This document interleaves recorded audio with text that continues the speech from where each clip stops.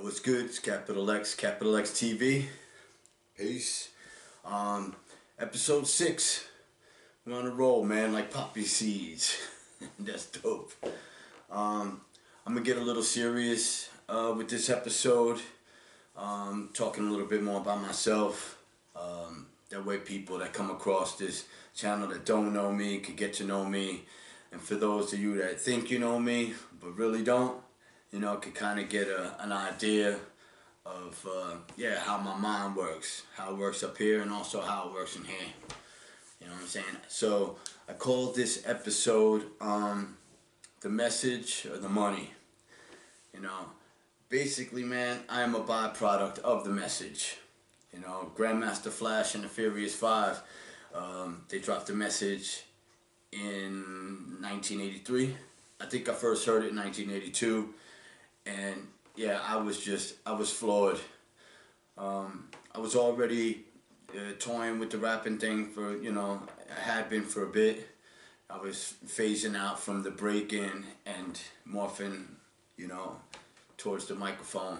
That was my thing. So I was kind of playing around with writing and doing freestyles and whatnot. And I was getting pretty good by the time I heard the message, but it was more like I was doing what everybody else was doing, kind of like braggadocious, trying to get the party hopping and things like that. But I kind of once I heard the message, I kind of just, that was it. I wanted to do nothing but that, put a message into my music. And, I was in and out of crews. And the crews that I was involved in, we got signed twice. Once in the late 80s and once in the early 90s.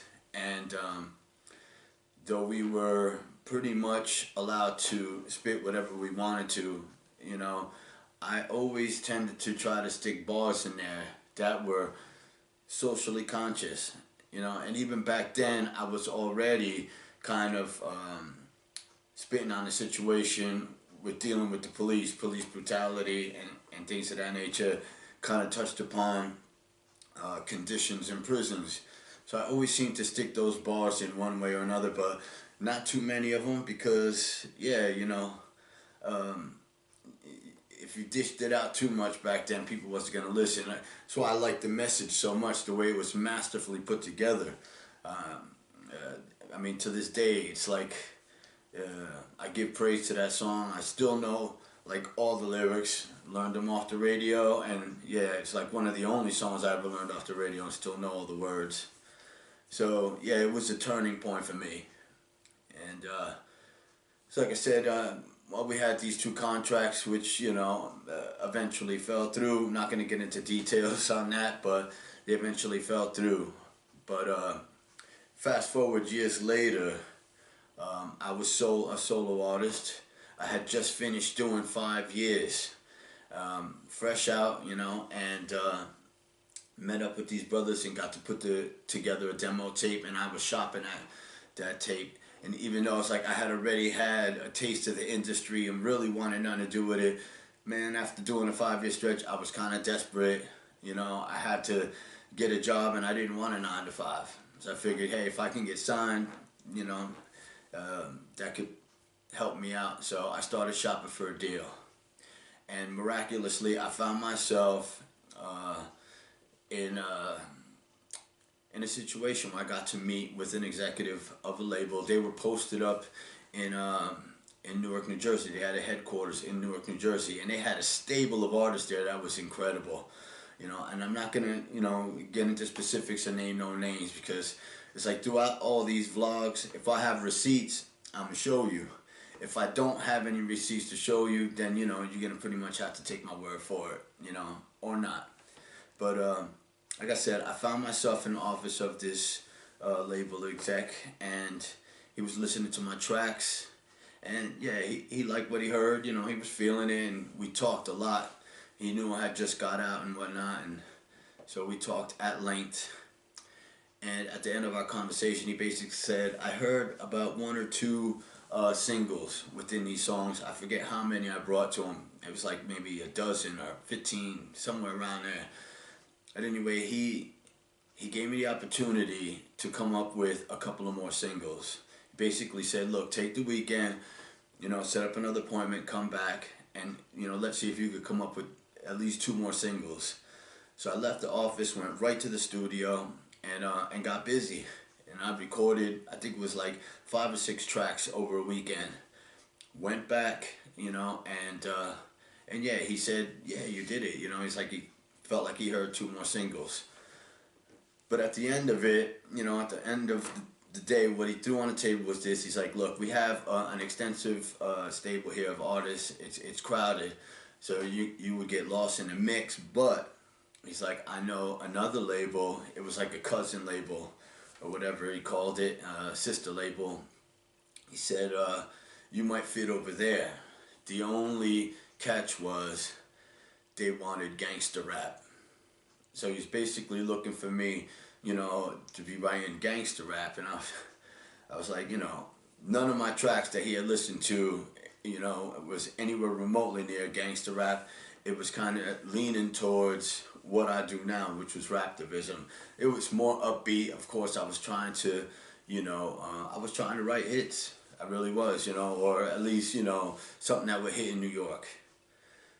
But even though the offer was generous, yeah, I had to turn it down. I was like, yo, I'm on parole. And even though my name might not appear on some of these tracks, because they might go to other artists, or if I released it, yeah, definitely not. It's like, I'm still on parole and it wouldn't look good if I was associated with this in any way, especially because of the charge that I had just finished doing time on and was parole on. I was like, yeah, I ain't doing it.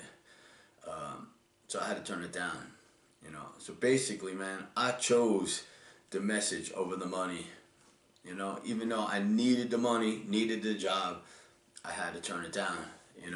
After all that I had been through, everything that I experienced and everything that I was learning about, not just the world, but about myself, it's just like, yeah, I wanted to stay true to myself, and I knew that I wanted to say something positive that can possibly make a difference in someone's life, like the message, did to me. It made a huge difference in my life, even though I didn't, just jump off the streets once I heard the message. I wish I could have, or would have, but it wasn't like that. But yeah, so I walked out of there, and that was actually the last time I ever shot for a deal. I made the conscious decision to stay independent. And yeah, I'd rather reach one person at a time, than to try to reach a mass amount of people, and maybe get, a handful to really understand where I'm coming from. And yeah, it wasn't a popular decision, I started really, after that meeting with that label, I really started, what do you say, really going into Raptivism and talking about, social issues, about the problems within our prison systems, which led me to the death penalty. And, I'll tell you right now, that spitting about the death penalty or, social issues such as prison reform and whatnot will not get you the popularity prize. On the contrary. That's why I laugh when up and coming rappers talk about they got haters. I'm like, yeah, really? If you really want to feel what it's like to have haters, stand up for something such as the death penalty. Not only put it into songs, but really stand up for it, and you will definitely feel the wrath of haters.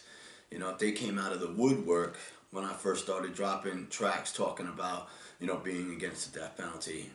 And yeah, it was more than hate. It was straight up threats. And they were threats that, needed to be taken seriously. But I stuck to my guns, and I still do. And yeah, so for me, it's definitely not about the money. It was about putting the message out there and making a difference. I've said it countless times in different raps. Some of y'all out there to make the cash. I'm out here trying to make change. And it's a simple fact. And I'll probably be doing it, yeah, till they close my casket, because there's enough people out there, you know, making that type of music. Because I mean, don't get it twisted. You know, if I sat and put all my time and my energy to try to write, you know, hit records to make money, you know, I definitely feel like I'm capable. I mean, I'm capable of doing anything I put my mind to. But I'd rather make nothing and get across to one kid out there, you know, to not follow the same path that I did, or follow the path of homies that I knew personally, follow their paths. I'd rather make nothing and get across to them, you know, and, you know, I might not be the one that's going to create this huge change in the world, but like Pac said, I could be the spark, you know, that lights the fire under one that will make that change. And that's just what it is. So that's why I chose to be a raptivist, you know. It's not just about music. I took, you know, my fight, you know, for the struggle deeper than that, and became an actual activist. You know, I just decided to marry the two because I felt that hip hop was an effective way to get, you know, the message out there, you know, rather than to just go to different protests and whatnot and kind of preach to the choir. I wanted to reach, you know, an untapped source, especially when it came to fighting against the death penalty. And I don't understand why the hip hop community doesn't get more involved in fighting against the death penalty, because when you really look at it, you know, on a broader scope, all the bodies, all the people that are on death row came from exactly where hip hop was born, in the cities. You know what I'm saying? It's true what they say, capital punishment is reserved for those that have no capital. Most people on death rows, if not all, are people of color and poor, or, you know, or poor, you know, because yeah, it ain't about color, but, you know, when you really look at what's going on within the system of the death penalty, you'll see it's disproportionately passed out to people of color more than anything. But overall, it's poor people from inner cities. So I would think that, you know, more people within the hip hop community would get involved in fighting against the death penalty, and that's why I brought it to the table and still do. I'm glad to see that, you know, 15 years after the fact, when I first started coming out with songs directed at the prison systems, talking about mass incarceration and prison conditions and all that, it's you know, it's cool to see 15 years later there are people that are now talking about it, understand it, fighting for it. You know, Meek Mill, Jay-Z, a bunch of, you know, cats, where when I first started, it wasn't like that. You know, people wasn't trying to hear it, they hated it, but I just kept pushing on the door and getting in where I could get in. And I know I've made a difference, even if it's a small one, you know, by letters that have been written to me and feedback that I've gotten. And that's kind of what, you know, that was my paycheck. So there it is, man. I choose to spread the message rather than to chase the money. That's just me, man. So tell me what you think. The message or the money? What are you about? Leave a comment. You know what I'm saying? Let's discuss it. Let's get into it. You know what I'm saying?